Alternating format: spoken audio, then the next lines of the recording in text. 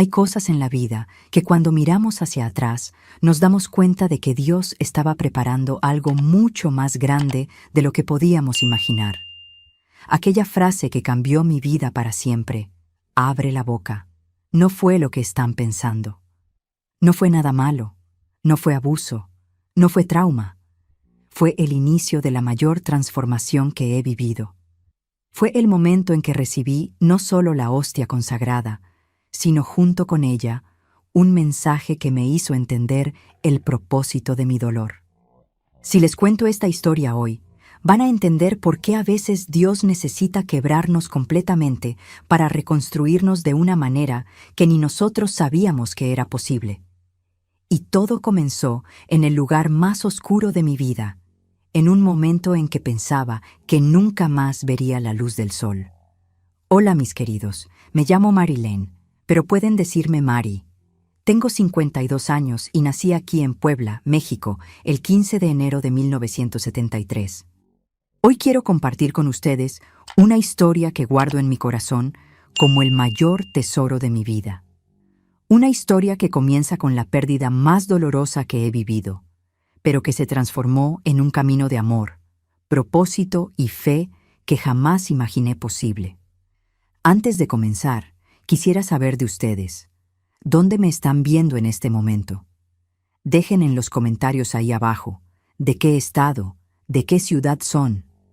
Me encanta saber que mi voz está llegando a tantos rincones diferentes de este México tan grande. Y si pueden, dejen ese like y suscríbanse al canal. Eso me ayuda mucho a continuar aquí compartiendo estas historias de vida, de superación, de fe. Era enero de 2003. Acababa de cumplir 30 años hacía pocos días, pero no tenía nada que celebrar. Mi mamá, doña Ivonete, había partido hacía exactamente 7 semanas. 51 días, para ser más exacta, porque yo contaba cada día, cada hora, cada minuto desde que sostuve su mano por última vez en aquella cama de hospital. 51 días viviendo en un tipo de oscuridad que no sabía que existía. Una oscuridad que no tenía nada que ver con la falta de luz, sino con la ausencia completa de esperanza, de sentido, de ganas de continuar. Vivía sola en un departamento pequeño ahí en la colonia La Paz, un lugarcito sencillo en el segundo piso de un edificio viejo de 3 pisos. 2 recámaras minúsculas, una sala que apenas cabía un sillón y una mesita, una cocina donde 2 personas no cabían al mismo tiempo, un baño con cancel de plástico que rechinaba cada vez que lo abrías.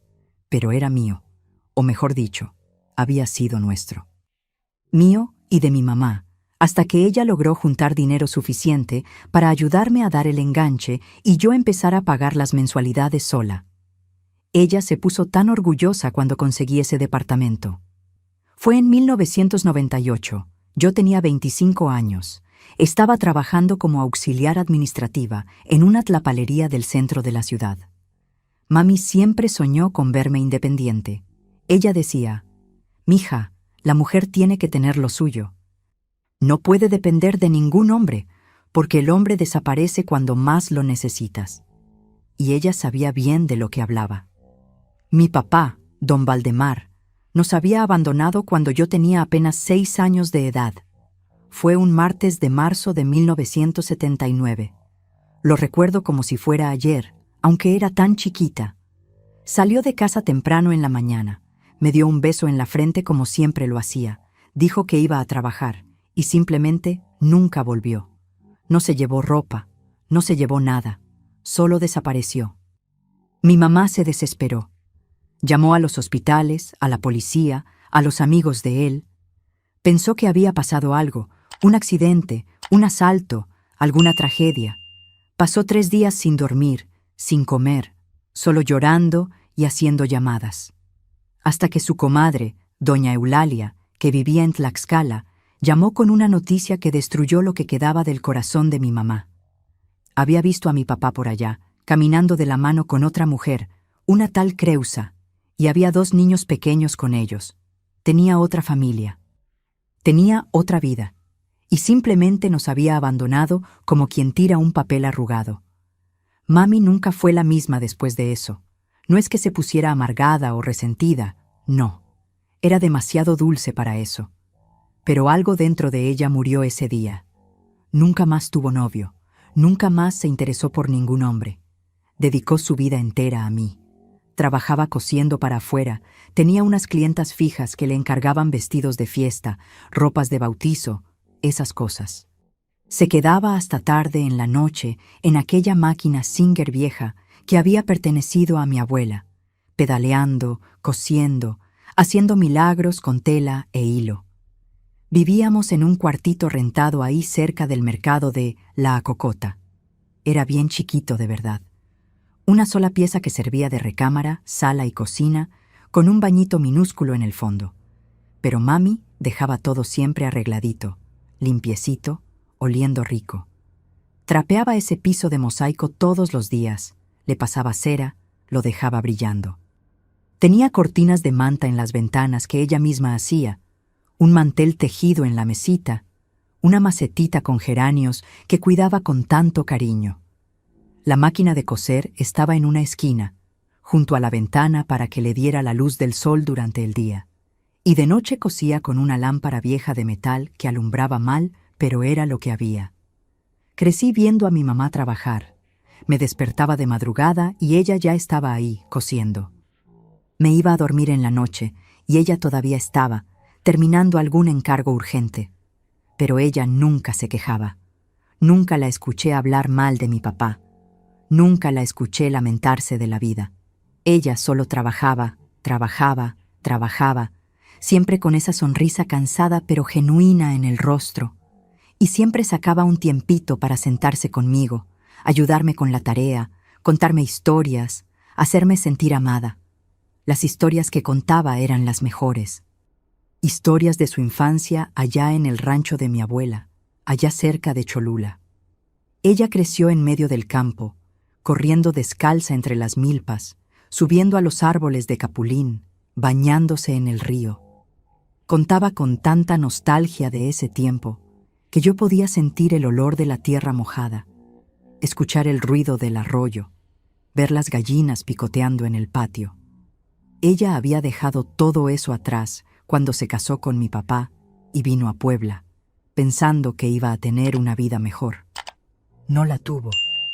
Tuvo abandono y lucha, pero nunca volvió al rancho. Orgullo tal vez, o vergüenza de admitir que había salido mal, o quizás solo terquedad, esa terquedad mexicana de no rajarse. Cuando conseguí mi empleo en la tlapalería en 1996, fue una alegría inmensa en casa.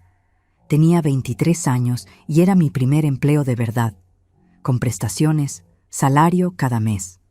Antes había hecho chambitas aquí y allá, había trabajado de dependienta en una tienda de ropa por un tiempo, pero nada fijo. Este empleo en Casa San Judas, la tienda de don Anselmo, fue una bendición. No pagaba mucho, un salario y medio al mes, pero era seguro, cada día 10 caía en la cuenta. Y para quien venía de donde yo venía, ya era mucho. Empecé a ayudar más en casa, le daba dinero a mi mamá cada mes, y comenzamos a soñar con el departamento. «Mija, tenemos que salir de esta renta», ella vivía diciendo.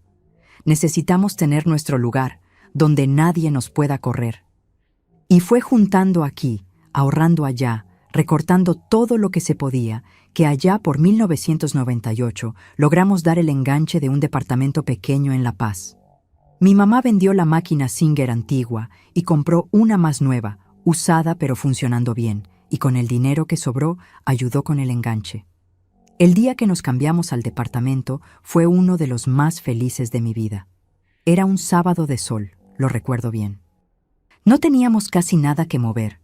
Unos pocos muebles viejos, la ropa, las telas que mami usaba para coser, las ollas. Pero para nosotras era como si fuera un palacio. Mami lloró cuando entramos por primera vez. «Lo logramos, mija. Tenemos una casa ahora, nuestro rinconcito». Pasó la mano por las paredes como si estuviera acariciando algo precioso. Abrió todas las ventanas para que entrara el aire. Bendijo todos los cuartos con agua bendita que había guardado de la iglesia. Vivimos juntas ahí por 2 años. Fueron años buenos, ¿sabes? Teníamos nuestra rutina. Yo salía temprano a trabajar. Ella se quedaba en casa cosiendo. Cuando regresaba al final de la tarde, ella siempre había hecho alguna comida rica. Un arroz con frijoles bien condimentado, un pollo guisado, unos chilaquiles con su crema que quedaban deliciosos. Cenábamos platicando del día, de sus clientas, del movimiento en la tienda, de los planes para el futuro. Fue en el 2000 que ella empezó a hablar de regresar al campo.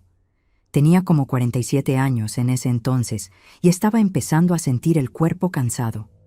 «Mija, quisiera pasar mis últimos años en un lugar más tranquilo, con aire puro, sin todo este ruido de ciudad», decía. Y yo la entendía. Puebla no era una ciudad chiquita, había tráfico, había ruido, había contaminación. Nada comparado con la Ciudad de México o Guadalajara, claro, pero para quien había crecido en el silencio del campo, debía ser sofocante.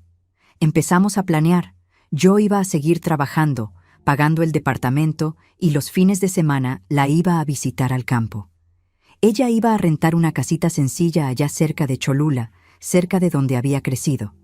Iba a poder tener su huertita, criar unas gallinas, vivir esa vida simple que tanto extrañaba. Estábamos emocionadas con eso, haciendo planes, soñando, pero Dios tenía otros planes. En octubre del 2001, mi mamá empezó a sentir unos dolores en la espalda. Al principio no le dio mucha importancia. Pensó que era de la mala postura de estar encorvada en la máquina de coser todo el día. Compró una pomada en la farmacia, se la puso, dijo que estaba mejor. Pero el dolor no pasaba. Empeoraba. En noviembre ya estaba tomando medicamento para el dolor todos los días, y aún así estaba sufriendo. Yo insistí en que fuera al doctor, pero ella tenía miedo. Miedo de descubrir algo malo, miedo del hospital, miedo del doctor. Finalmente, en diciembre, logré hacerle una cita en el centro de salud de la colonia. Se tardaron en atenderla, como siempre se tardan en el centro de salud, pero lo logramos. El doctor, un muchacho joven que parecía recién graduado, la examinó rápidamente. Dijo que podía ser un problema en la columna. Pidió una radiografía. Más espera. La radiografía solo salió en enero del 2002. Cuando llegó el resultado, el doctor se preocupó. Había algo extraño ahí, una sombra que no podía identificar bien. Pidió más estudios más complejos que el centro de salud no hacía.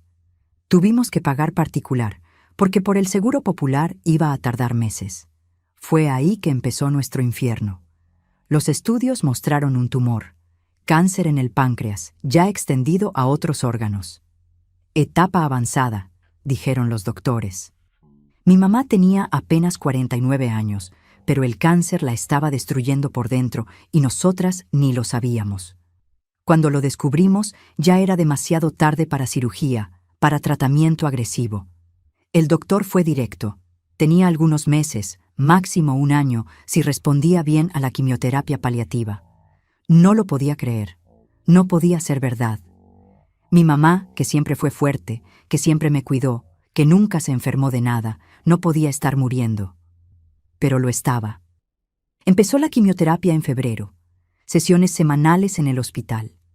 Yo faltaba al trabajo para llevarla, para estar a su lado, mientras ese líquido tóxico entraba en sus venas tratando de matar el cáncer, pero matándola a ella también en el proceso. Vi a mi mamá consumirse frente a mí. Perdió el cabello, se le puso la piel amarillenta, adelgazó tanto que quedó en los puros huesos. Ya no podía comer bien. Todo lo que comía lo devolvía. El dolor se estaba volviendo insoportable. Tuvo que empezar a tomar morfina. Y lo peor de todo era ver a esa mujer que siempre fue tan fuerte, tan independiente, volverse dependiente de mí para todo.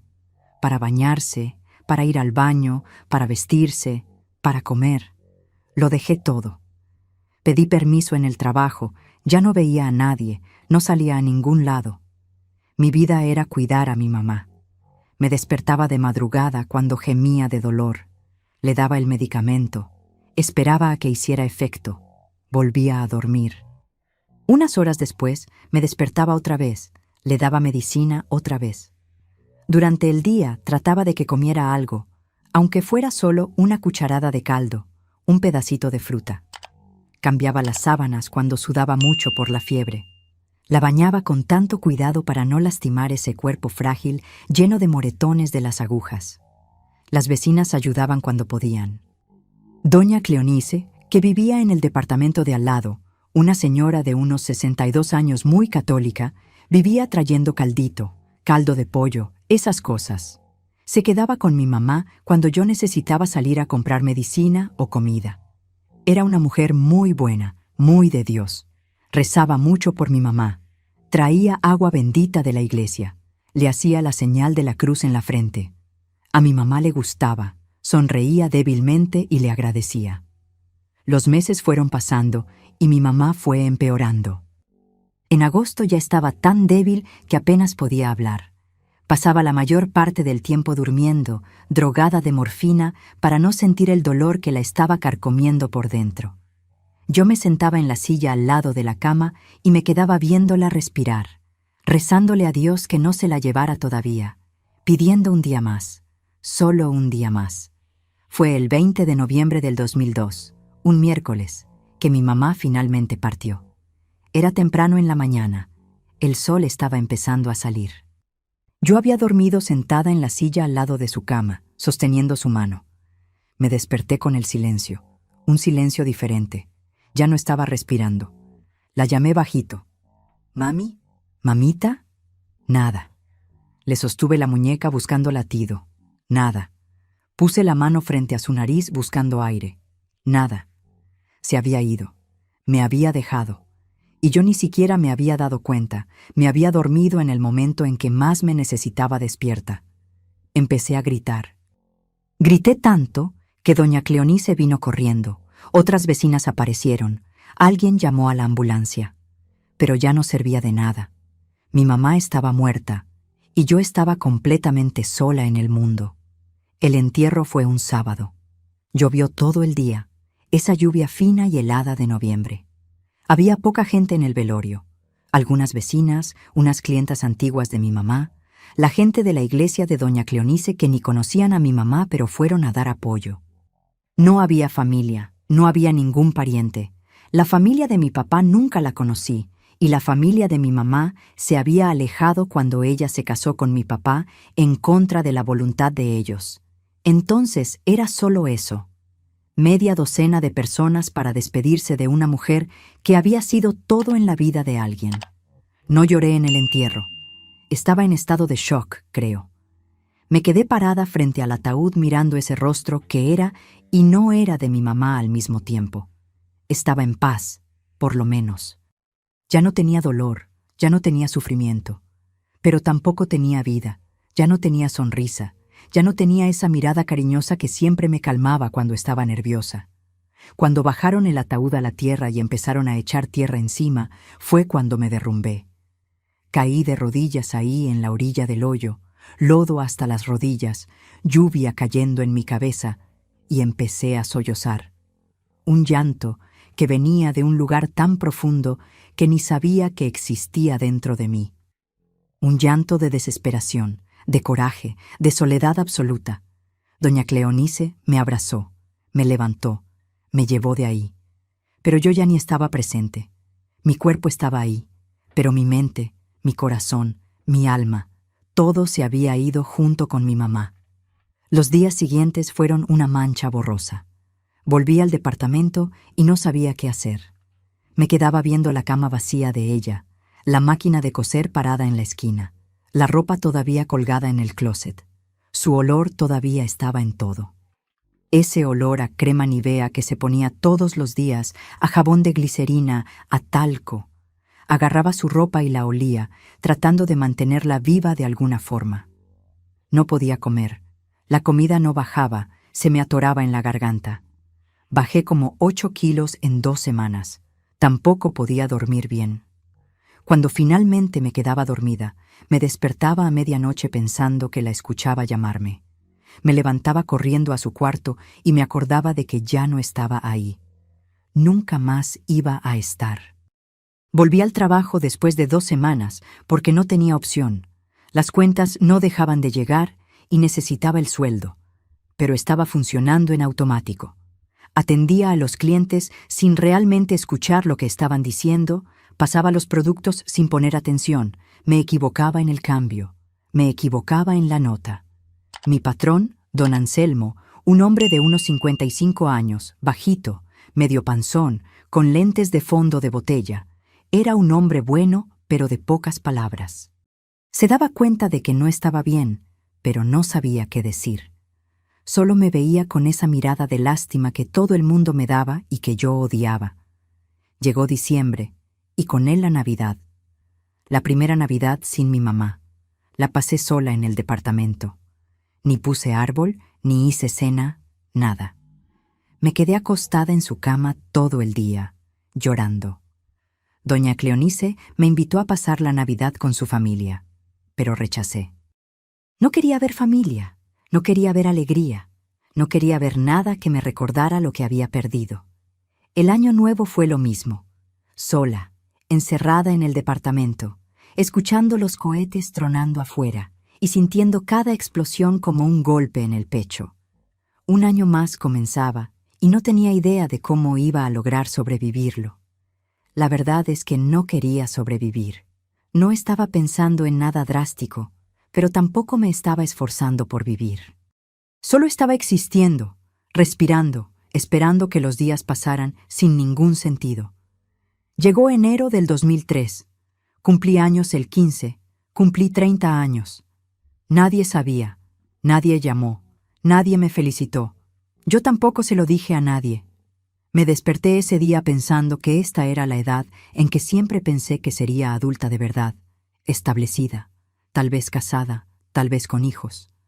Pero ahí estaba yo, sola, destruida, sin ninguna perspectiva de futuro.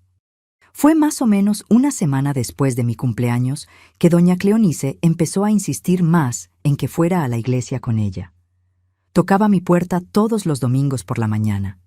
«Mija, ven conmigo a la misa de las 9. Te va a hacer bien, muchacha. No puedes seguir así, encerrada aquí adentro, dándole vueltas a esta tristeza. Dios tiene un propósito para tu dolor, ya verás». Yo siempre le agradecía y le cerraba la puerta. No era falta de educación, era que simplemente no tenía fuerzas para nada más. Y además, estaba enojada con Dios. Un enojo profundo, visceral. Enojo porque se había llevado a mi mamá tan pronto, tan joven, sin ninguna razón. Enojo porque la había dejado sufrir tanto en los últimos meses. Enojo porque me había dejado sola en el mundo. Entonces, ir a la iglesia, rezar, cantar, hacer como que todo estaba bien. No, no podía, no quería, pero doña Cleonice era insistente. No se rendía fácil. Siguió tocando mi puerta todos los domingos, invitándome, llamándome. Y yo seguía rechazando, semana tras semana. Hasta que un viernes por la tarde, ya a finales de abril, cuando llegué del trabajo cansada y vacía como siempre, ella estaba en la puerta de mi departamento. Pero esta vez no estaba sola. Había un hombre con ella, un padre. Estaba con su sotana negra, tenía unos 43, 44 años, cabello oscuro con canas empezando a aparecer en las sienes, lentes de armazón sencillo, un rostro común pero con una sonrisa que iluminaba, una sonrisa genuina, cálida, que llegaba a los ojos y los hacía brillar con una bondad que era imposible de ignorar. «Mary Lane, mija, este es el padre Florencio», dijo doña Cleonice con esa voz dulce suya, llena de esperanza. «Él es el párroco de nuestra iglesia, la iglesia de la gloria, aquí cerquita. Le platiqué sobre ti, sobre tu mamá, sobre todo lo que pasaste, y quiso mucho venir a conocerte». Me quedé parada ahí, sosteniendo la llave en la mano, sin saber qué hacer. Mi primer instinto fue decir que tenía prisa, que tenía que hacer algo, cualquier excusa para no tener que platicar con un padre. Pero algo en ese hombre me hizo dudar. Tal vez fue su mirada, que no tenía nada de juicio, nada de lástima, solo tenía comprensión y calma. O tal vez fue el hecho de que estaba tan vacía, tan cansada de estar sola, que cualquier compañía ya era mejor que nada. «Buenas tardes, Marilyn», dijo, extendiendo la mano hacia mí. Su voz era grave pero suave, pausada. No vine aquí a obligarte a nada, no vine a dar sermones, no vine a forzarte a ir a la iglesia. Vine solo a decirte que no estás tan sola como crees que estás, y que Dios, aunque estés enojada con Él ahora, no está enojado contigo. Él entiende tu dolor mejor que nadie. Le estreché la mano sin decir nada. No confiaba en mi voz en ese momento. Si abría la boca, sabía que me iba a derrumbar ahí mismo en el pasillo. Abrí la puerta del departamento, y en un impulso que yo misma no entendí bien, hice un gesto invitándolos a pasar. Doña Cleonís entró con ese modo suyo. Ya conocía mi departamento de tanto venir a visitarme. Pero el padre entró despacio, con respeto, mirando alrededor, pero sin parecer estar juzgando el desorden que había. Porque había desorden de verdad, ropa tirada en el sillón, trastes acumulados en el fregadero desde hacía días, piso sin barrer, mesa llena de correspondencia que ni había abierto. Había dejado de cuidar el departamento de la misma forma que había dejado de cuidarme a mí misma. «Por favor, siéntense», dije, quitando la ropa del sillón y aventándola en cualquier esquina. «Disculpen el desorden, no estaba esperando visita». «Sin ningún problema, mija», dijo el padre, sentándose en el sillón con ese modo tranquilo suyo. «La casa de gente que está de luto no necesita estar arreglada. El dolor no nos deja tener fuerzas para esas cosas». Eso me pegó. No estaba fingiendo que todo estaba bien. No estaba tratando de minimizar mi dolor. Lo estaba reconociendo, validándolo. Me senté en la silla frente al sillón, y doña Cleonice se sentó al lado del padre. «Doña Cleonice me platicó un poco sobre usted y su mamá», continuó el padre. «Pero me gustaría escuchar de usted, si quiere compartir. ¿Cómo era su mamá? ¿Cómo era la relación de ustedes?» Y fue como si una compuerta se hubiera abierto dentro de mí. Empecé a hablar. Conté sobre mi papá que nos abandonó, sobre cómo mi mamá me crió sola, sobre los sacrificios que hizo, sobre cómo era fuerte pero dulce al mismo tiempo. Conté sobre la enfermedad, sobre los meses de sufrimiento, sobre cómo la vi consumirse y no podía hacer nada para impedirlo. Conté sobre el día que murió, sobre cómo me dormí y perdí su último momento. Conté sobre la soledad que estaba sintiendo, sobre el vacío que se había apoderado de mí, sobre cómo no le veía sentido a nada más. Hablé sin parar por unos 20 minutos, tal vez media hora. Y él solo se quedó ahí, escuchando. No me interrumpió ni una sola vez. No se quedó viendo el reloj, no dio ese suspiro de impaciencia, no cambió de tema. Él solo escuchó con toda la atención, con toda la presencia, y doña Cleonice a su lado, sosteniendo mi mano a veces, secándose sus propias lágrimas otras veces. Cuando finalmente terminé de hablar, estaba agotada, llorada, pero agotada. El padre se quedó en silencio por unos instantes, como si estuviera digiriendo todo lo que le había contado. Después se inclinó un poco hacia adelante y dijo: «Marilyn, su mamá fue una guerrera. Usted lo sabe, ¿verdad? Enfrentó abandono, pobreza, enfermedad, todo sola, y crió a una hija maravillosa. Usted es fruto de su fuerza, de su fe, de su amor. Y ella no querría verla así, destruida, sin vivir. Ella querría verla honrando su legado, viviendo la vida por la que tanto luchó para darle». «¿Pero cómo?», pregunté, la voz saliendo débil. «¿Cómo hago para vivir cuando la única razón que tenía para vivir se fue?» «Encontrando nuevas razones», respondió con sencillez. «El dolor de la pérdida nunca se va por completo, Marilyn. Su mamá siempre va a hacer falta, pero el dolor puede transformarse, puede volverse propósito, puede volverse amor que usted dirige hacia otras personas, puede volverse fuerza para ayudar a quien está pasando por lo que usted pasó. Dios no nos quita las cosas sin motivo. A veces, Él necesita vaciar nuestras manos de lo que estamos sosteniendo para poder poner algo nuevo, algo más grande». No respondí. No sabía qué responder. Pero algo en esas palabras había resonado dentro de mí de un modo extraño. No es que creyera inmediatamente, no es que el dolor hubiera disminuido, pero era como si una rendija minúscula de luz hubiera entrado en esa oscuridad que me estaba tragando. Antes de irse, Padre Florencio me dio una tarjeta con el teléfono de la parroquia y me invitó a una misa especial que iba a haber el domingo siguiente. No necesita decidir ahora, pero si siente ganas de salir de casa, de estar cerca de personas que entienden de dolor y de fe, es muy bienvenida. La puerta de la casa de Dios siempre está abierta para usted, Mari. Después de que se fueron, me quedé sentada en el sillón por horas, solo viendo esa tarjeta en mi mano. Iglesia de la Gloria. Padre Florencio decía. Un teléfono abajo. Era solo un pedazo de papel, pero parecía pesar toneladas en mi mano. Representaba una elección que no sabía si estaba lista para hacer. La elección de intentar de nuevo, de darle una oportunidad a la vida, de confiar en que tal vez existiera algún propósito en medio de todo ese dolor. Los días siguientes fueron extraños. Seguía funcionando en automático en el trabajo, seguía regresando a casa y hundiéndome en el sillón. Seguía despertándome a medianoche con ese vacío en el pecho. Pero ahora había algo diferente. Una curiosidad pequeña, casi imperceptible, pero que estaba ahí. Una vocecita muy bajita dentro de mí preguntando, ¿y si el Padre tiene razón? ¿Y si realmente existe algún propósito en todo esto? Cuando llegó el domingo, 11 de mayo del 2003, me desperté diferente. No me desperté bien, no era eso. Pero me desperté con una determinación extraña. Era Día de las Madres. El primer Día de las Madres sin mi mamá. Y sabía que iba a ser un día horrible, un día que iba a doler como ningún otro hasta ese momento. Pero en lugar de pasar todo el día en la cama llorando como había planeado, tomé una decisión. Iba a ir a esa misa.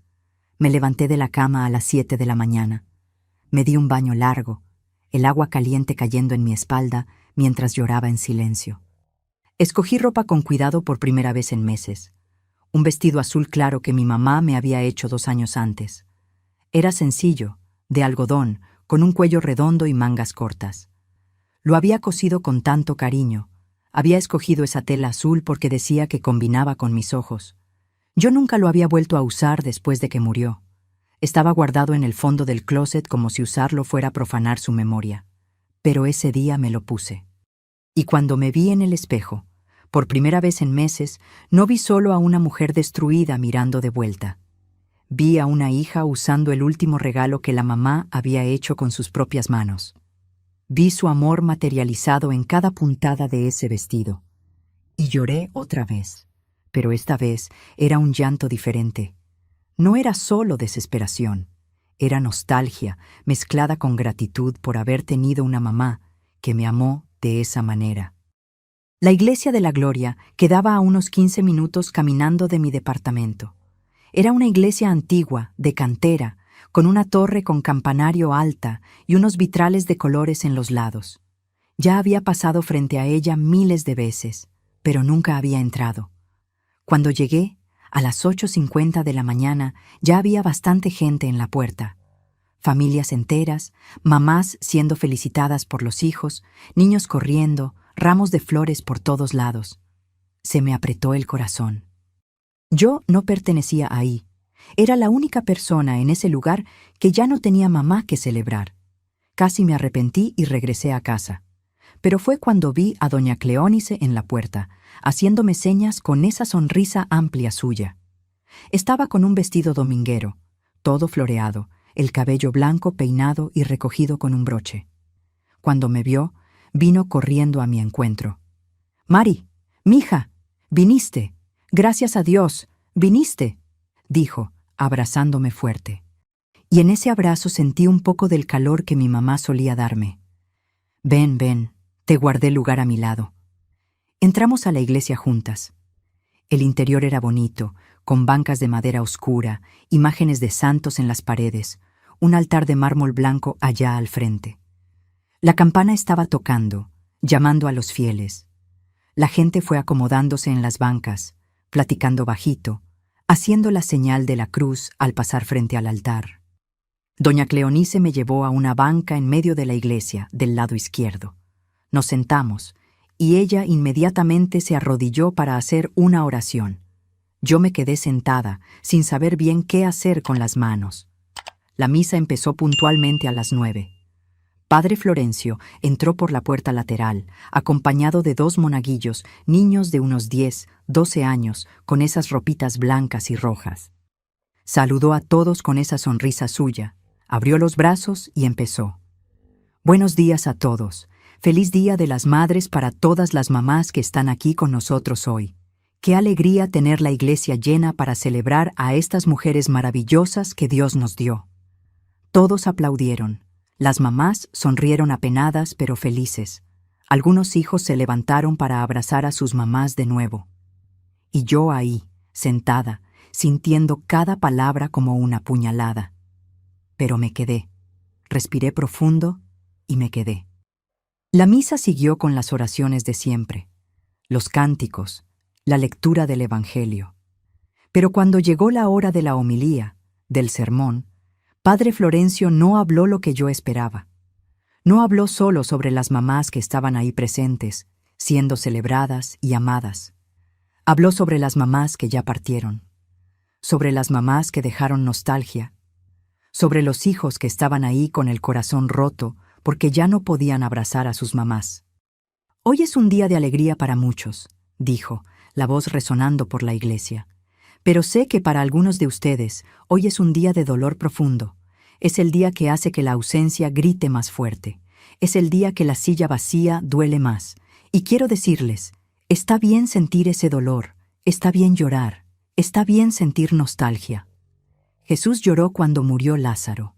Lloró aún sabiendo que lo iba a resucitar. Porque el dolor de la pérdida es real, es humano, es legítimo. Sentí las lágrimas comenzar a correr por mi rostro. Miré alrededor discretamente y vi que no era solo yo. Había otras personas llorando también. Una señora, algunas filas adelante, se secaba los ojos con un pañuelo. Un hombre de unos 40 años a su lado tenía la cabeza baja, los hombros temblando. Pero quiero decir algo más, continuó Padre Florencio. El amor de madre no muere, trasciende la muerte. Sigue vivo en cada lección que enseñó, en cada gesto de cariño que tuvo, en cada sacrificio que hizo. Su mamá puede ya no estar aquí físicamente, pero vive en usted. En el modo como trata a la gente, en el modo como enfrenta las dificultades, en el modo como ama. Ella vive en cada latido de su corazón. Y fue en ese momento, mis queridos, que algo dentro de mí empezó a cambiar. No fue instantáneo, no fue mágico, pero fue como si una lucecita se hubiera encendido en medio de la oscuridad. Como si por primera vez desde que mi mamá murió, pudiera ver que tal vez, solo tal vez, fuera posible seguir viviendo, y aún así honrar su memoria. Que seguir viviendo no era traicionarla, era celebrarla. Cuando terminó la misa, todavía estaba sentada en la banca, incapaz de moverme. La gente fue saliendo poco a poco, parando para saludar al padre en la puerta, platicando entre sí en el atrio de la iglesia. Doña Cleonice se quedó a mi lado, respetando mi silencio, solo sosteniendo mi mano de vez en cuando. Cuando la iglesia se vació casi completamente, Padre Florencio vino hasta donde estaba. Se sentó en la banca a mi lado, en silencio por unos minutos. Después dijo bajito, «Gracias por haber venido, Mari. Sé que no fue fácil». «No lo fue», respondí, la voz todavía quebrada. «Pero necesitaba. No sabía que necesitaba, pero necesitaba». «Llorar es bueno, mija. Las lágrimas lavan el alma, limpian el corazón. No les tenga vergüenza. Su mamá lo entendería. No querría verla atrapada en esta tristeza para siempre, pero entendería esta tristeza». «¿Cómo le hago, padre?», pregunté, volteando a verlo. «¿Cómo le hago para vivir sin ella? Ella era todo lo que tenía. Mi papá nos abandonó cuando yo era niña. No tengo hermanos, no tengo familia. Era solo yo y ella. Y ahora soy solo yo en el mundo entero». Pensó por un momento antes de responder. «No está sola, Mari. Sé que parece que lo está, pero no lo está. Dios está con usted, y esta comunidad aquí está con usted. Hay mucha gente aquí que ya pasó por pérdidas, que entiende su dolor, que está dispuesta a caminar con usted en este proceso de sanación. Sanación. Repetí la palabra como si fuera extraña en mi boca. ¿Eso existe? ¿Es posible sanarse de una pérdida así? Sanar no significa olvidar. No significa que el dolor se vaya por completo. Significa aprender a cargar ese dolor de un modo diferente. Significa encontrar propósito en medio de la pérdida. Significa honrar la memoria de la persona que se fue viviendo la vida que ella querría que usted viviera. Nos quedamos platicando ahí por un rato más. Me contó sobre el grupo de oración que se reunía todos los miércoles en la noche en la iglesia. Sobre las personas que formaban parte, muchas de ellas también lidiando con pérdidas, con dolores, con dificultades. Sobre cómo se apoyaban mutuamente, rezaban unos por otros, eran una familia elegida. No le estoy pidiendo que venga todas las semanas, no le estoy pidiendo ningún compromiso. Solo le estoy diciendo que si siente ganas de no pasar la noche sola, de estar entre personas que no la van a juzgar, que no le van a tener lástima, pero que la van a entender, es bienvenida. Las puertas siempre están abiertas. Prometí que lo iba a pensar, y lo pensaba de verdad. Durante toda esa semana en el trabajo, mientras atendía clientes y pasaba mercancía, pensaba en esa invitación. Pensaba en la posibilidad de no estar completamente sola. Pensaba en qué sería estar en un lugar donde no necesitara fingir que estaba bien, donde pudiera ser exactamente quien era en ese momento.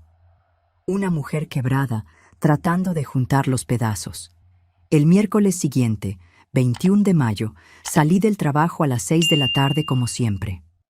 Normalmente iba directo a casa, calentaba algo congelado para cenar, me sentaba en el sillón y me quedaba ahí hasta que me daba sueño. Pero ese día, en lugar de tomar el camión que me llevaba a casa, empecé a caminar. 15 minutos después, sin ni siquiera haber tomado la decisión conscientemente, estaba frente a la Iglesia de la Gloria. Eran 7:10 de la noche. La reunión del grupo de oración empezaba a las 7:30. Había algunas personas entrando por la puerta lateral de la iglesia que daba a un salón anexo.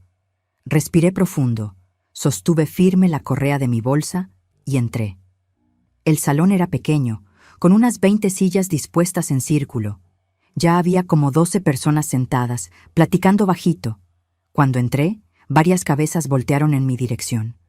Una señora de unos 70 años, bajita, rellenita, de cabello todo blanco peinado en un chongo, se levantó y vino hacia mí con los brazos abiertos. «Bienvenida, mija. Tú debes ser la Marilene de la que padre Florencio platicó. ¡Qué alegría que hayas venido! Mi nombre es Palmira, pero todos me dicen Doña Palmira». Me abrazó con fuerza, y en ese abrazo sentí olor a talco y lavanda, olor a abuela, olor a hogar. Casi me derrumbé ahí mismo. Me llevó al círculo de sillas y me presentó con todos. Estaba doña Odete, una viuda de unos 60 años que había perdido al esposo en un accidente de carro 3 años antes. Estaba don Joaquín, un señor jubilado de 68 años que había perdido a su hija única por leucemia. Estaba Teresita, una muchacha de mi edad, tal vez 1 o 2 años mayor, que había perdido a su mamá por complicaciones de diabetes. Había otros también, cada uno con su historia, cada uno con su dolor. Padre Florencio llegó a las 7:25. Cuando me vio, su rostro se iluminó con esa sonrisa genuina. «Mari, qué bueno que viniste. Bienvenida». Saludó a todos, platicó un poco con cada uno, preguntando cómo había estado la semana, si necesitaban algo, demostrando un interés real por la vida de cada persona ahí. A las 7:30 en punto, pidió que todos se sentaran. Hicimos una oración inicial, cantamos un himno, y luego explicó la dinámica de la reunión. Cada persona iba a compartir algo por lo que estaba agradecida o algo por lo que estaba pidiendo oración. No era obligatorio hablar. Quien no quisiera no necesitaba. Pero quien quisiera tendría todo el tiempo y atención del grupo. Empezó por doña Palmira, que agradeció por haber conseguido cita para la nieta que estaba con problemas en el embarazo. Después fue don Joaquín, que pidió oración porque estaba con dificultad económica para pagar las medicinas de la presión. Teresita agradeció por haber conseguido un empleo nuevo después de meses desempleada. Y así fue, cada uno compartiendo sus alegrías pequeñas y sus dolores grandes. Cuando llegó mi turno, estaba nerviosa, las manos sudando, el corazón acelerado, todos viéndome con expectativa, pero sin presión. Padre Florencio hizo un gesto como diciendo que no necesitaba hablar si no quería, pero sentí que necesitaba, que si no hablaba en ese momento, tal vez nunca hablaría. Mi nombre es Mary Lane. Empecé, la voz temblorosa. Pero pueden decirme Mary. Yo perdí a mi mamá hace 6 meses.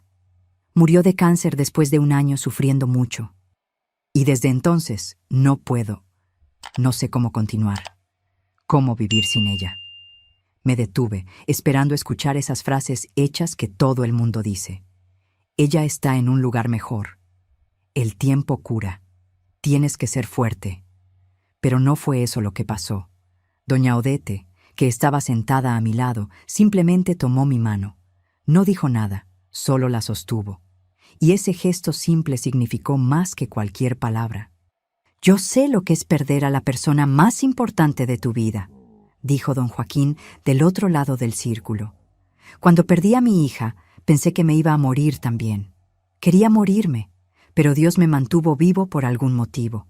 Y poco a poco, muy despacio, fui descubriendo nuevos motivos para continuar. No sustituye la pérdida, nunca va a sustituir, pero ayuda a cargar el peso. Yo perdí a mi mamá hace 2 años», compartió Teresita. «Y te entiendo, Mary, te entiendo perfectamente. Los primeros meses fueron los peores, pero puedo decirte que se pone no más fácil, sino diferente. El dolor continúa, pero aprendes a vivir con él». Después de que todos compartieron, hicimos una oración colectiva, todos rezando al mismo tiempo, cada uno a su manera, en voz baja. Era un murmullo de voces mezclándose, subiendo al techo de ese salón pequeño. Y en medio de esa confusión de voces, sentí algo. No sé explicar bien qué fue, pero fue como si un peso se hubiera quitado un poco de mis hombros, como si no estuviera cargando todo sola en ese momento. Después de la parte formal de la reunión, todos se quedaron platicando, tomando café con pan dulce que algunas señoras habían traído. Fui conociendo mejor a cada persona. Doña Palmira me contó que tenía 7 hijos, 23 nietos y 5 bisnietos, que había criado a los hijos prácticamente sola porque el esposo tomaba y no ayudaba en nada, que había pasado por muchas cosas en la vida, pero que la fe la había sostenido firme. Teresita me contó que se había hundido en la depresión después de que murió su mamá, que había intentado quitarse la vida incluso, pero que este grupo le había salvado la vida literalmente. Me quedé ahí platicando hasta casi las 10 de la noche. Cuando finalmente me fui, doña Cleonis, que también estaba en la reunión, insistió en acompañarme hasta la casa, ya que vivíamos en el mismo edificio. Durante el camino, iba hablando animada sobre qué bueno que había ido, cómo el grupo era una bendición, cómo iba a ver la diferencia en mi vida, y tenía razón. Empecé a frecuentar las reuniones todas las semanas. No falté ningún miércoles, y poco a poco, muy poco a poco, fui notando cambios en mí. Cambios pequeños, casi imperceptibles, pero que hacían diferencia. Empecé a arreglar el departamento de nuevo. Empecé a cocinar comida de verdad, en lugar de solo calentar cosas congeladas. Empecé a bañarme con más calma, a arreglarme mejor antes de ir a trabajar. Empecé a hablar con los compañeros de trabajo, en lugar de solo responder lo estrictamente necesario.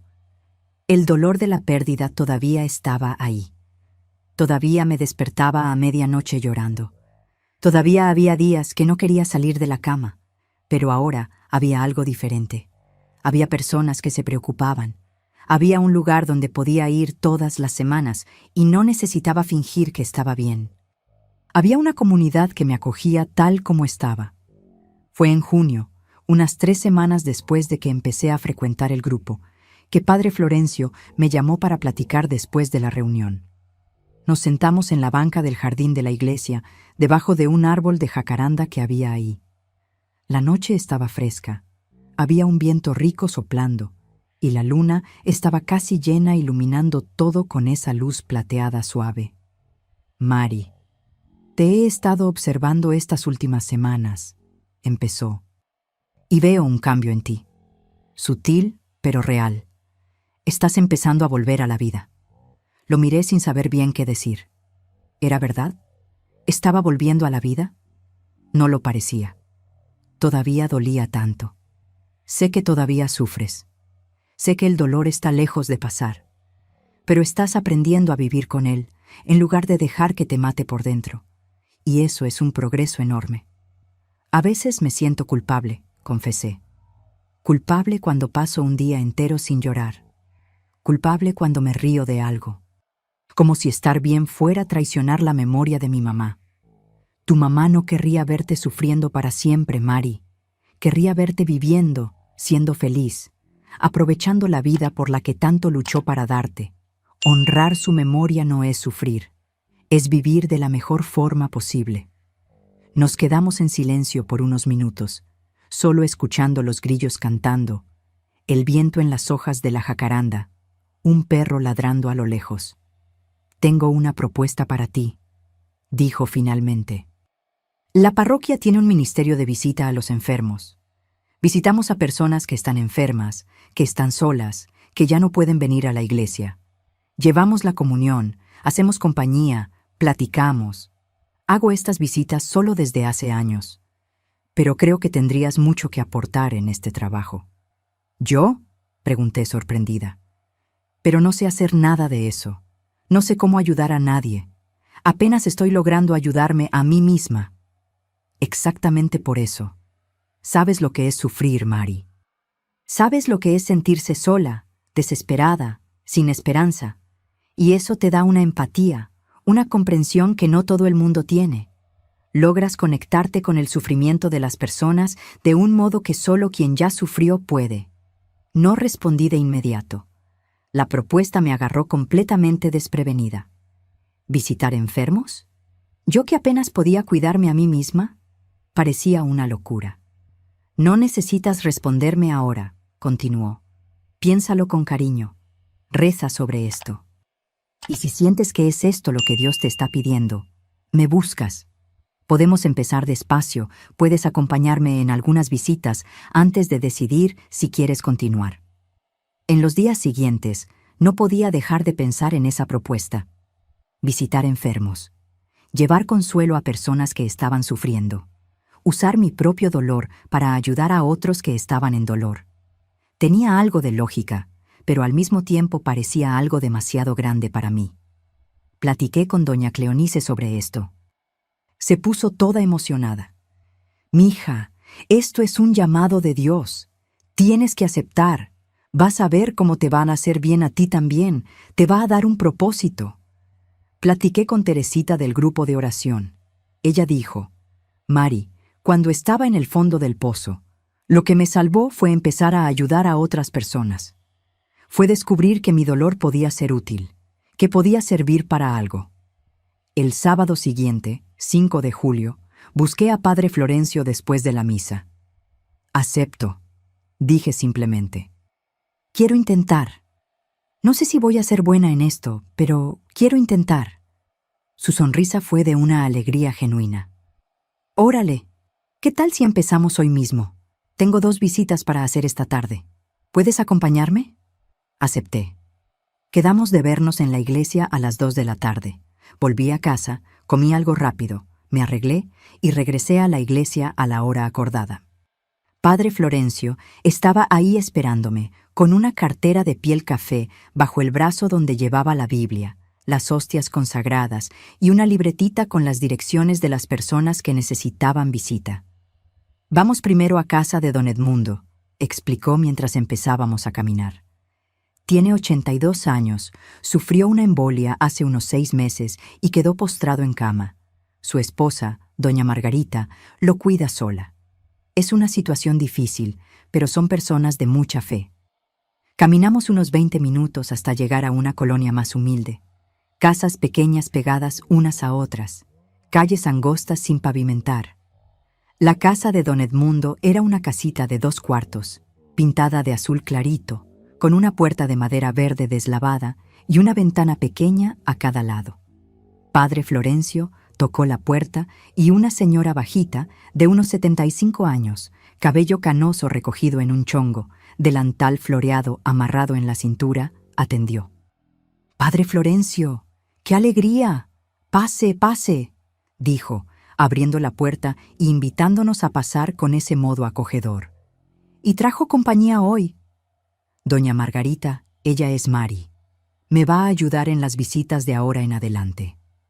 Entramos a la casa, que era pequeña, pero extremadamente limpia y organizada. La sala y la recámara eran el mismo espacio. Había un sillón viejo pero con fundas limpias, una televisión pequeña en una esquina, una mesita con mantel tejido, y allá al fondo, recargada en la pared, una cama matrimonial donde estaba don Edmundo. Cuando nos acercamos, vi a un señor muy flaco, el rostro medio torcido por la embolia, los ojos hundidos, pero todavía vivos, todavía brillando cuando vio al padre. Intentó hablar, pero solo salían sonidos ininteligibles. La boca ya no obedecía. Las palabras se perdían en el camino entre el cerebro y la lengua. Padre Florencio jaló una silla y se sentó al lado de la cama. Tomó la mano temblorosa de don Edmundo y empezó a platicar con él como si platicara con cualquier persona. Contó sobre la semana, sobre la misa del domingo, sobre las personas de la parroquia que mandaban saludos. Y don Edmundo, aunque no podía responder bien, se quedaba ahí intentando, los ojos brillando de alegría por tener compañía, por no estar siendo ignorado o tratado como si no entendiera nada. Después Padre Florencio hizo una oración, le dio la comunión, puso la hostia en su boca con tanto cuidado, con tanta reverencia. Y fue en ese momento, viendo ese acto simple de dar la comunión a un señor postrado en cama, que entendí algo profundo. Entendí que abre la boca no era solo sobre recibir la hostia, era sobre abrir la boca para hablar, para compartir, para conectarse. Era sobre abrir el corazón para recibir amor, para dar amor, para ser parte de una comunidad. Era sobre dejar entrar aquello que alimenta no solo el cuerpo, sino el alma. Nos quedamos ahí por casi una hora. No hablé mucho, solo observé. Observé cómo el padre trataba a don Edmundo con dignidad, con respeto, nunca hablando fuerte como si fuera sordo o tonto. Observé cómo doña Margarita se iluminaba por tener compañía, por tener alguien con quien platicar además del esposo enfermo.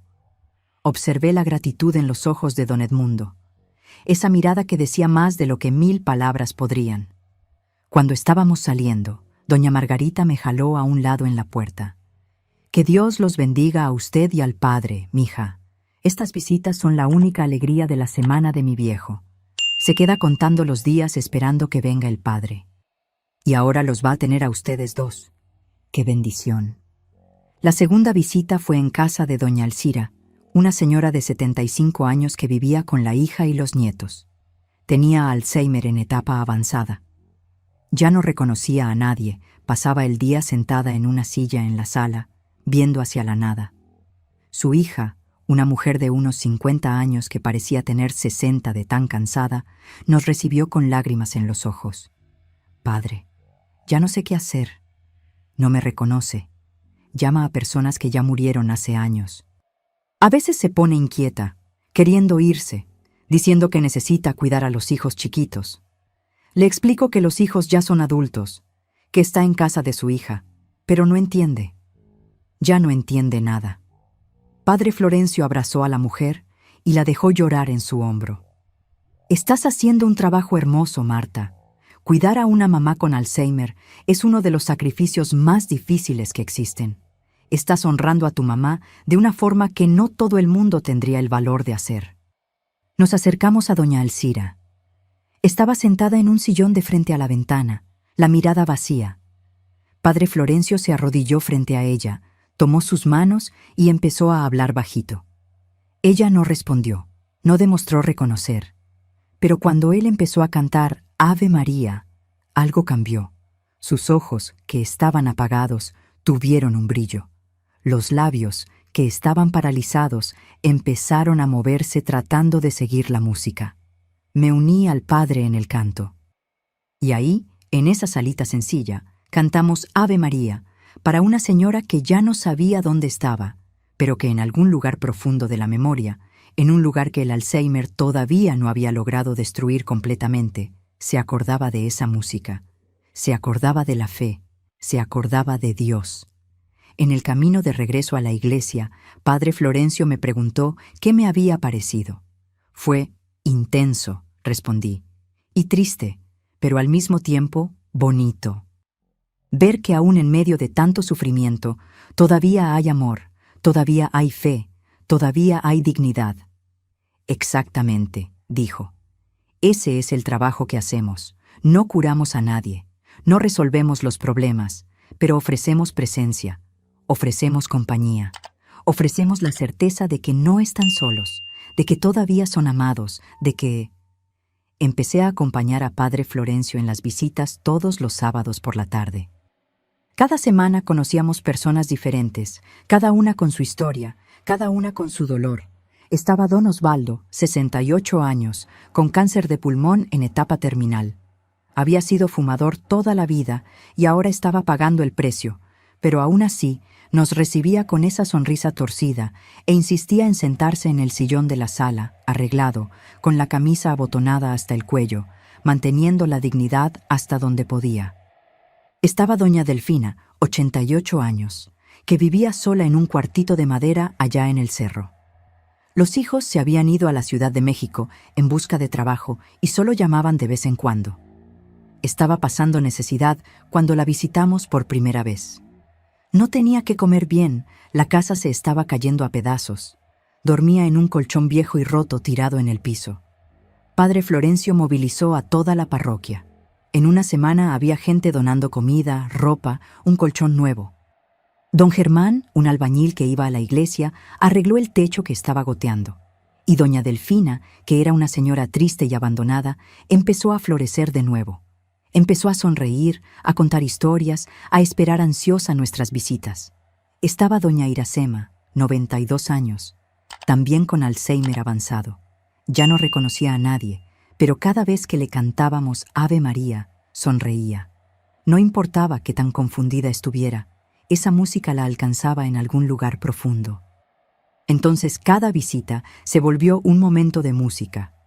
Y no éramos solo nosotros, los nietos aprendieron también, los vecinos. Esa casa que antes era solo tristeza y silencio se volvió un lugar donde todos los días había alguien cantándole. Me fui dando cuenta, poco a poco, que esas visitas me estaban transformando tanto como transformaban a las personas que visitábamos. Cada historia que escuchaba, cada dolor que presenciaba, cada sonrisa que lograba arrancar de alguien que estaba sufriendo, todo eso iba llenando ese vacío que la muerte de mi mamá había dejado en mí. No la sustituía. Nunca nada la iba a sustituir. Pero le daba un nuevo sentido a mi dolor. Me hacía entender que Dios había permitido que pasara por aquello para que después pudiera ayudar a otras personas que estaban pasando por lo mismo. En agosto, Padre Florencio me llamó para platicar de nuevo después de la misa del domingo. Nos sentamos en la misma banca de antes, debajo de la jacaranda. El sol de la tarde estaba empezando a perder fuerza. Había un viento fresquito que movía las hojas. «Mari, necesito decirte algo», empezó, y el tono serio de su voz me puso nerviosa. «Desde que empezaste a acompañarme en las visitas, he visto un cambio no solo en ti, sino en todas las personas que visitamos. Tienes un don, mija. Un don de consolar, de traer alegría aún en medio de la tristeza. Las personas se abren contigo de un modo diferente». Me reí sin gracia. «Ay, padre, creo que está exagerando. Yo solo hago lo que puedo». «No estoy exagerando. ¿Sabes a doña Francisca que visitamos la semana pasada? La señora que estaba en depresión profunda después de que su hijo murió en un accidente de moto. Me llamó durante la semana. ¿Sabes qué me dijo?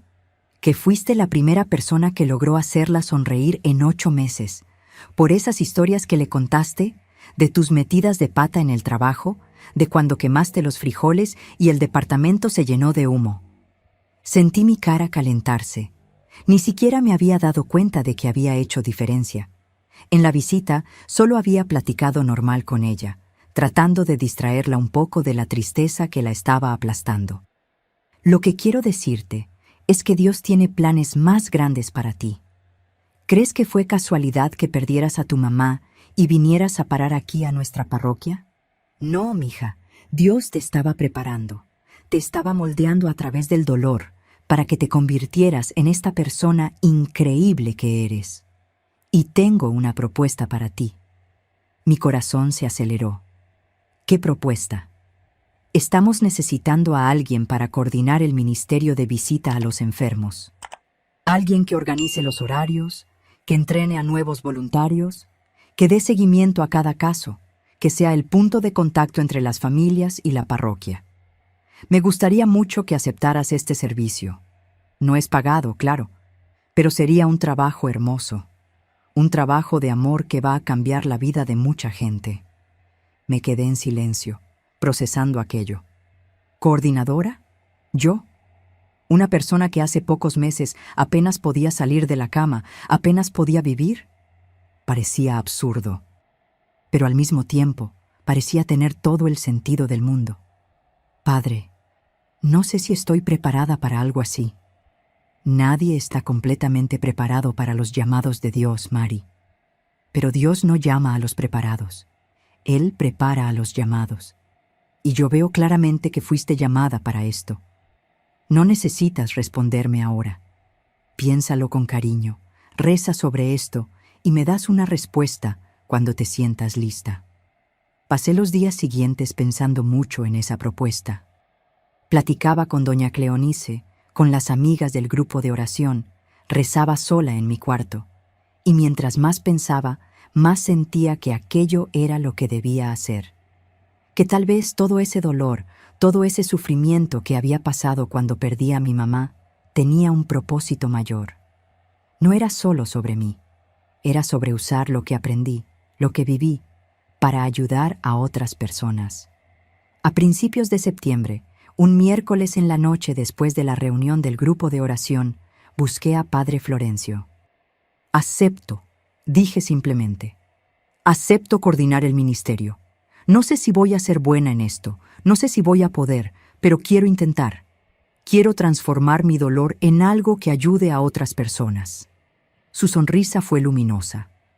Vas a ser maravillosa, Mari. Sé que lo serás, y no estás sola en esto. Te voy a ayudar en todo. Vamos a construir esto juntos.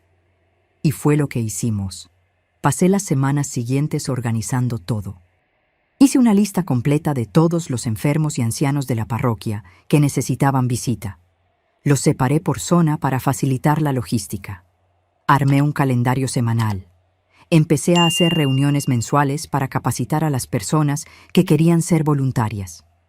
Enseñaba cómo platicar con los enfermos, cómo respetar el dolor de cada uno, cómo ofrecer consuelo sin ser invasivo, cómo identificar cuando alguien necesitaba ayuda más allá de la visita. El grupo empezó a crecer. De 2 personas, yo y el padre, pasamos a 5 voluntarios en septiembre. En octubre ya eran 8, en noviembre, 10. Cada voluntario visitaba a 2 o 3 familias por semana. Creamos un cuaderno de registro donde anotábamos todo sobre cada persona visitada, cómo estaba la salud, qué necesitaba, si había alguna necesidad material urgente, si la familia estaba logrando dar los cuidados. Con base en esta información, la parroquia podía organizar ayudas más dirigidas. Fue también en noviembre que pasó algo que me marcó mucho. Estábamos visitando a un señor llamado Fortunato, 76 años, que estaba internado en el hospital con neumonía grave. Cuando llegamos a su cuarto, la hija estaba ahí. Leonor se llamaba, una mujer de unos 50 años, llorando mucho. El médico acababa de decir que ya no había nada que hacer, que era cuestión de horas o máximo días. Padre Florencio se quedó con la familia, dio la extremaunción, hizo todas las oraciones. Pero yo me quedé ahí al lado de Leonor, sosteniendo su mano mientras se hacía pedazos de dolor. Y yo sabía exactamente lo que estaba sintiendo. Era el mismo dolor que había sentido un año atrás cuando perdí a mi mamá. La misma sensación de que el mundo se estaba acabando, de que no iba a lograr sobrevivir a aquello. Sé que no existe palabra que quite tu dolor ahora, le dije, bajito. Yo perdí a mi mamá hace 1 año y 2 meses, y pensé que no iba a sobrevivir a ese dolor. Pensé que me iba a morir junto con ella, pero sobreviví, no porque el dolor se fue, porque no se fue, sino porque aprendí a transformarlo en amor. El amor que tu papá te dio no muere nunca. Sigue vivo en ti, en el modo como cuidas a tu familia, en el modo como tratas a la gente, en todo lo que él te enseñó. Me abrazó y lloró en mi hombro, y yo lloré con ella, pero no era solo tristeza. Era empatía profunda, era comprensión, era la certeza de que ese dolor la iba a transformar también, aunque ella no pudiera ver eso en ese momento. Don Fortunato falleció esa misma noche. Pero en los días siguientes, Leonor me buscó en la iglesia. Dijo que mis palabras habían sido lo único que tuvo sentido en medio de esa tormenta de dolor. Me diste esperanza cuando pensaba que nunca más iba a sentir nada más que tristeza. Me mostraste que es posible sobrevivir a la pérdida de un papá. Y fue en ese momento que entendí completamente lo que Padre Florencio me había dicho meses atrás. Dios había usado mi dolor para prepararme para consolar a otras personas que estaban pasando por lo mismo.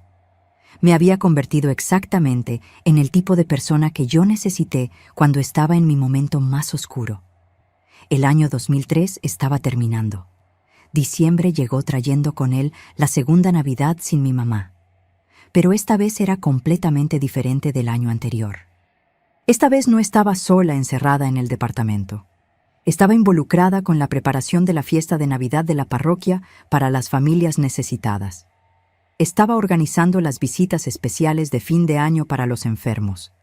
Estaba viva, presente, con propósito. En Nochebuena, la parroquia hizo una misa especial a medianoche. La iglesia estaba llena, decorada con flores blancas y velas. Cuando Padre Florencio elevó la hostia durante la consagración y dijo esas palabras que ya había escuchado decenas de veces, «Tomen y coman, esto es mi cuerpo», sentí algo profundo. Sentí que aquello no era solo sobre la hostia. Era sobre darse a uno mismo para alimentar a otras personas. Era sobre transformar el propio sufrimiento en alimento espiritual para quien tiene hambre de esperanza, de amor, de sentido. Cuando llegó la hora de la comunión, me levanté y fui hasta el altar. Padre Florencio estaba ahí distribuyendo la hostia. Cuando llegó mi turno, sostuvo la hostia frente a mi boca y dijo esas palabras simples: «Cuerpo de Cristo». «Amén», respondí, abriendo la boca. Y en ese momento, recibiendo la hostia, entendí todo. Entendí que «abre la boca» era sobre mucho más que solo recibir la comunión. Era sobre abrir la boca para hablar palabras de consuelo. Era sobre abrir el corazón para recibir el amor de Dios y transmitirlo a otras personas. Era sobre abrir la vida a nuevas posibilidades, a nuevos propósitos, a una transformación que jamás imaginé posible. Volví a la banca con lágrimas corriendo por mi rostro. Pero no eran lágrimas de tristeza.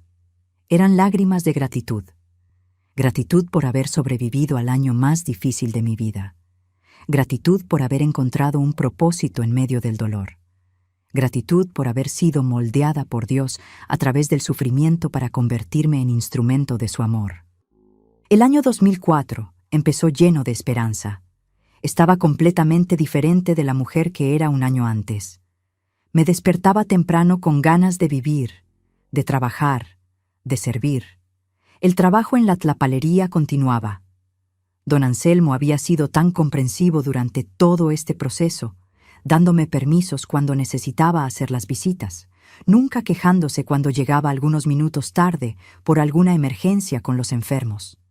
El ministerio de visita a los enfermos siguió creciendo. En marzo del 2004 ya teníamos 20 voluntarios. Visitábamos a más de 60 familias al mes. Toda la parroquia estaba involucrada de alguna forma. Unos donaban comida, otros donaban medicinas, otros solo dedicaban tiempo para hacer compañía a los solitarios. Se había vuelto un movimiento hermoso de amor y solidaridad. Fue en abril que Padre Florencio me llamó una vez más para platicar. Esta vez estaba diferente, medio nervioso, moviendo las manos. Nos sentamos en la banca debajo de la jacaranda, como siempre. Mari, hay algo que necesito decirte, empezó, y había una emoción en su voz que nunca le había escuchado antes. Cuando te conocí, hace más de un año, estabas destruida. Eras una persona sin vida, sin esperanza, sin propósito. Y hoy te veo, y veo a una mujer fuerte, llena de propósito, transformando la vida de tanta gente. Esto no fue obra mía, fue obra de Dios.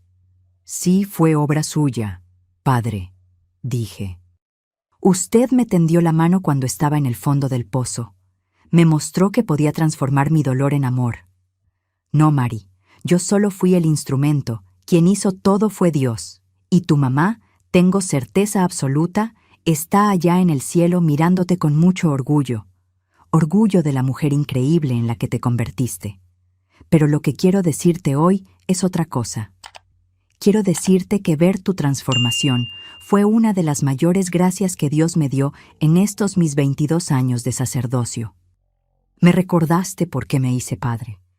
Me recordaste que el trabajo de la iglesia no es solo celebrar misas y hacer rituales. Es estar presente en el dolor de las personas, es tender la mano, es ser Jesús para quien lo necesita. Se detuvo, demasiado emocionado para continuar.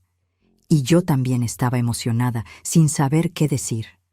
Tú me transformaste tanto como yo te transformé, Mari. Y le agradezco a Dios todos los días por haberte puesto en mi camino, por haberme dado el honor de presenciar tu resurrección, porque fue eso lo que pasó. Moriste junto con tu mamá en noviembre del 2002 y resucitaste en el 2003, transformada, renovada, con un propósito nuevo. Nos quedamos ahí en silencio por un rato, solo sintiendo la presencia del uno y del otro, sintiendo la presencia de Dios en ese momento. Y me di cuenta de que ese hombre, ese padre que había tocado mi puerta un año atrás, había sido un ángel enviado por Dios para salvarme. No con palabras bonitas o promesas vacías, sino con presencia real, con amor genuino, con paciencia infinita. Los meses siguientes fueron intensos y maravillosos. El ministerio siguió creciendo e impactando cada vez más vidas. Cada visita era una historia nueva, una persona nueva siendo alcanzada por el amor de Dios a través de nuestras manos. Y fui entendiendo cada vez más profundamente que mi mamá no había muerto en vano, que el dolor de su pérdida se había transformado en semillas de amor que estaban germinando en decenas de vidas. Hubo una tarde de sábado en junio, visitando a una señora llamada Nair, que tenía 86 años y estaba con cáncer terminal. Estaba consciente, lúcida, pero sabía que le quedaba poco tiempo. Cuando terminamos la oración y nos estábamos despidiendo, sostuvo mi mano con fuerza y dijo: «Mija, gracias por estar aquí. Gracias por no tenerle miedo a mi muerte. Tanta gente tiene miedo de visitar a quien se está muriendo, pero tú no. Tú me ves a los ojos, me tomas la mano, platicas conmigo como si fuera una persona normal. Eso significa más de lo que imaginas». Sostuve su mano de vuelta y dije: «Usted es una persona normal, doña Nair, y es una persona amada, por Dios, por su familia y por nosotros que tenemos el honor de estar aquí con usted». Murió 2 semanas después, pero murió en paz, rodeada de amor, sabiendo que no estaba sola. Y en su entierro, la hija me dijo: «Las visitas de ustedes fueron lo que sostuvo a mi mamá en las últimas semanas. Esperaba ansiosa los sábados. Decía que ustedes traían luz a la oscuridad». Fue en septiembre del 2004 que la parroquia hizo una misa especial de Acción de Gracias celebrando 2 años del ministerio de visita a los enfermos. El padre lo hacía solo antes, pero ahora se había vuelto un ministerio organizado con muchos voluntarios. Padre Florencio insistió en llamarme al frente de todos durante la misa y agradecer públicamente por el trabajo. «Esta mujer aquí», dijo señalándome mientras yo me moría de vergüenza frente a la iglesia llena, «llegó a mí hace 1 año y medio completamente quebrada. Había perdido a su mamá y pensaba que había perdido las ganas de vivir también. Pero Dios transformó su dolor en propósito. Y hoy, Gracias a su disponibilidad, a su entrega, más de 70 familias están siendo visitadas mensualmente. Están recibiendo amor, consuelo, presencia. Esto es lo que pasa cuando dejamos que Dios use nuestras heridas para curar las heridas de otros. Después de la misa, mientras todos comían pastel y tomaban refresco en el atrio de la iglesia, varias personas vinieron a agradecerme. Personas que tenían familiares siendo visitados. Personas que se habían hecho voluntarias y tenían sus propias historias de transformación. Y me di cuenta de que aquello se había vuelto más grande que yo, más grande que Padre Florencio, más grande que cualquiera de nosotros. Se había vuelto un movimiento del amor de Dios extendiéndose por la comunidad. Al final de ese año, en diciembre, cuando se cumplieron 2 años de la muerte de mi mamá, no pasé el día llorando como había pasado el año anterior.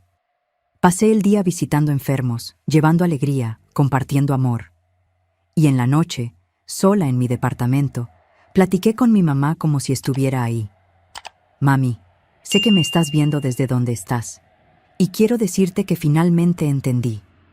Entendí que no me dejaste sola, me dejaste preparada para enfrentar la vida, para ser fuerte, para amar aunque duela. Me enseñaste, a través del modo como viviste e incluso a través del modo como moriste, que la vida vale la pena. Que vale la pena luchar, vale la pena amar, vale la pena entregarse.